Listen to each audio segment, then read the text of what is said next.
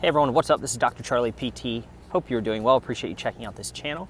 And in this video, I want to talk about how, in my experience, movement really relieves pain. And it's probably not for the reasons that you've been led to believe. Maybe you've been trying to do certain motions or exercises to try to fix something, a specific diagnosis or thing that you've been told is wrong with you. But is that really the case? And is that the best way to approach it from a mindset perspective? We're going to dive into that real quick. For those of you who do not know me, my name again is Dr. Charlie Johnson. I am a physical therapist. I have my board specialty in orthopedics, and I teach people all around the world with back, butt, and sciatic problems how to resolve their pain naturally. All right, so let's dive into it. Let's talk about movement and sort of how it works, all right, and how I teach folks to kind of think about it or approach using movement as medicine, all right? So first things first, when you're in pain and you're moving and it hurts, what does it tell your brain? It tells your brain, tells your mind, hey, movement is bad. Movement equals pain, right? And then the more fearful or worried you become about movement, do you move less or do you move more? Well, Charlie, I move less, right? And so the less you move, do you reinforce that movement is good or bad? Well, you reinforce that it's bad. And you create more fear, worry, anxiety, concern, etc. around movement. And so you can see this negative trap, which involves both the mind and the body, all right? And so this is the lens through which how we're going to break this pain experience. All right, so if you've searched on YouTube and you're using exercises, again, to try to get out of pain, you're probably looking up specific exercises for a specific diagnosis, right? And therefore, you're acting from a place of fear or worry or in a way that's trying to fend off or fight a specific problem away, right? You're trying to fend off something. You're trying to get rid of some specific problem within your body. And do you fight things you're okay with? Does fighting tend to put you in a more high alert state? Or do you feel more calm when you're in a fight, right? I think we can all agree if we've ever been in any type of fight with another person, or maybe a cat or a dog or another animal, I don't know, or something like that, or someone online, right? Puts you in a more hyper-vigilant, high alert state. And so instead of, here's the recommendation that I use, okay? Instead of giving people exercises to use as weapons to fight off a specific problem, I give them to folks to use as tools. And so what if you could use movement as a tool to reduce the overall threat or increase the safety within the system? Right?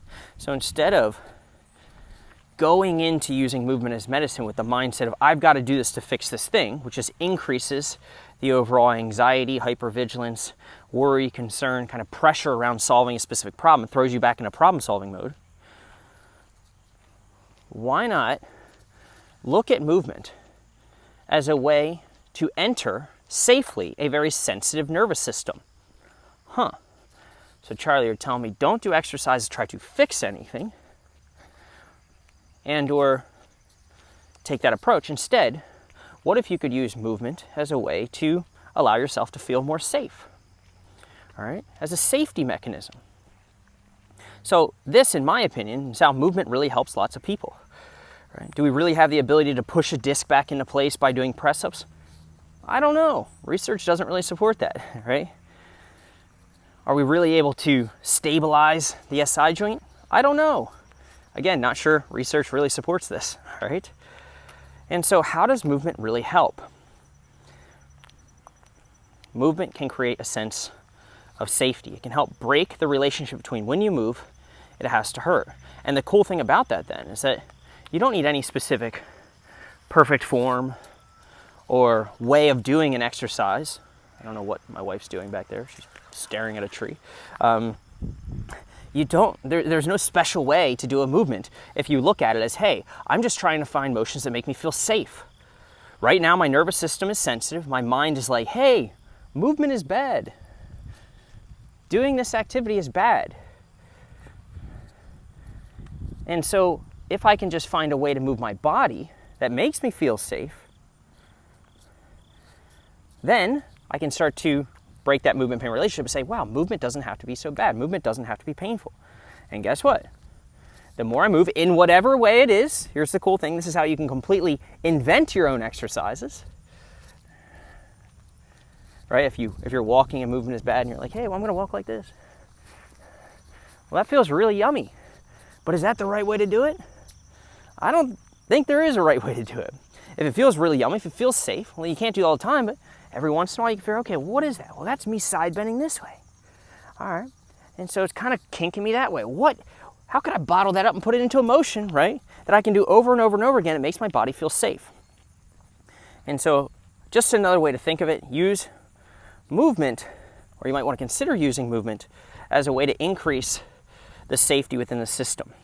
Is this motion moving me towards feeling safe and feeling good?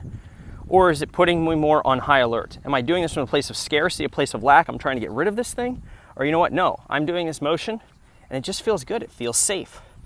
And notice how I said nothing about how it's doing anything specific to the body, but rather how the mind and the body are connected. When you do things that feel safe, you reduce your fear, your worry, your concern, your reaction, right, to movement. It's a mind construct. You become more confident with movement. The more confident you become, the more you move. The more you move, the more confident you feel.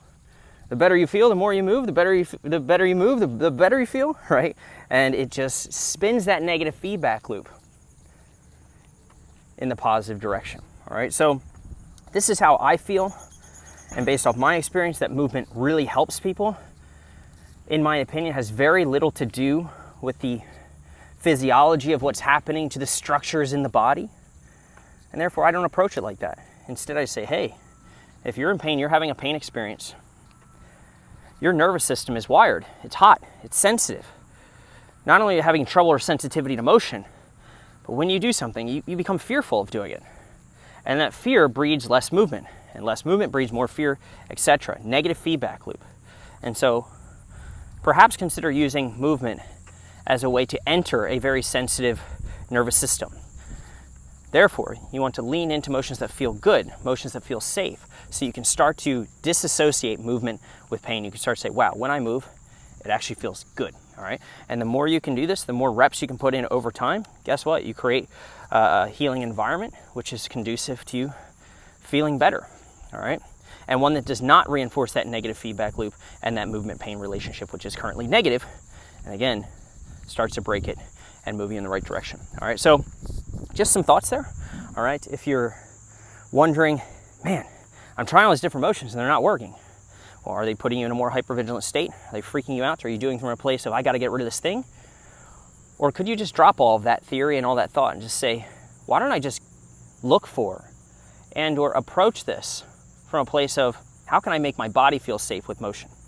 Right? And what would those motions have to look like to instill a sense of safety within the system versus increasing the threat? All right. That's all I got. This is Dr. Charlie PT. Hope you're doing well. By the way, if you're wondering like, oh my gosh, what the heck is going on? Right? And you're not sure. Well, guess what? Not being sure and wondering what the heck's going on and having all this doubt about, is something damaged in my body? Well, that can increase, again, this level of alertness. All right. Put you in this high alert state, which can increase the sensitivity of the nervous system and absolutely breed more pain, all right? Be sure to check out my DIY diagnostic guide. I want to help you get past that diagnostic conundrum and move into solutions so that you can naturally resolve this, using the power of your mind and movement as medicine. So check out that link above, download that DIY diagnostic guide. Otherwise, let me know your thoughts in the comments below. Thanks everyone, chat soon.